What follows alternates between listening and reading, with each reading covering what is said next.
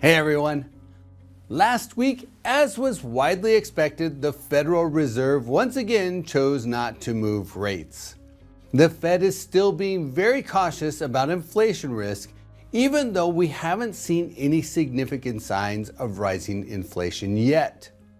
I don't think the Fed believes they need to lower rates anytime soon. If it looked like a recession was imminent, they might lower rates, but only if inflation was still under control. But I think the Fed is more worried about inflation than they are about the economy. And there are a few forces in play that could push inflation higher in the coming months. Tariffs, of course, are a significant factor.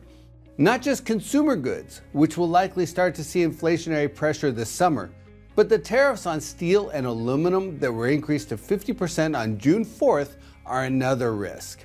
It will take time for tariffs on raw materials to show up in the economy, but eventually we'll see the impact on everything from cars to building materials to appliances to aluminum soda cans. Another inflation force coming into play is the recent surge in oil prices. Since the beginning of June, the price of oil has increased by 20% to about $75 per barrel. Of course, that's tied to the Israel-Iran conflict in the Middle East, which could play out in any number of ways. A third force that could affect inflation is shipping costs. Since the first week of April, the cost to ship a container from Asia to the West Coast has increased by 167% to nearly $6,000. That cost increase could begin to put upward pressure on prices as well. But again, all of these inflation pressures will take time to manifest. But that's exactly what the Fed's thinking about. What will inflation look like in 4 to 6 months? Now, the other thing to consider is the overall health of the economy. So far, job creation is still relatively sturdy, and last week we got the May retail sales numbers. On an inflation-adjusted basis, headline retail sales are up by 0.9% from last year, but they dipped by 1.1% compared to last month.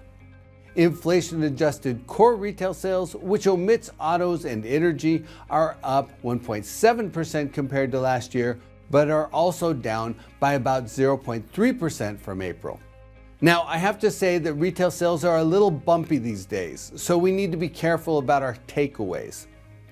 A lot of people were front-running the tariffs, buying more stuff before the tariffs took effect, so retail sales were elevated in the first 4 months of the year, but it looks like they're beginning to taper a bit. Retail subsectors that are showing some signs of weakening over the last month include building supplies, restaurants and bars, and electronics. But the real question in my mind is how durable consumers will be in the second half of the year. And structurally, I think the consumer is still in a good place. Although total household debt continues to climb, so too have incomes. Household debt as a percentage of income is 60.9%, down by a full percent from a year ago. Auto loan debt is 5.5%, down 20 basis points from a year ago, and credit card debt as a percentage of income has basically been flat at 4%. In addition, total savings, including money market mutual funds, is up by about 3.6% compared to last year on an inflation-adjusted basis. So as long as the employment market holds and unemployment doesn't surge, the consumer should be well positioned to sustain consumption. The big question on that front will be consumers' willingness to spend. And although consumer sentiment bounced, it's still low by historical standards. That's what will likely shape the economy in the second half of the year, whether consumers remain sufficiently confident in the economy to keep spending. So while Wall Street is still assigning a 62% likelihood that the Fed will drop rates by 50 basis points or more by the end of the year, I think that may be a stretch. The Fed is still walking a tightrope. Inflation risks remain elevated while the overall economy looks durable. And that implies the Fed will hold rates stable for the next few meetings, potentially through the end of the year, which suggests interest rates are unlikely to come down. But for real estate investors, the current investment climate still looks solid.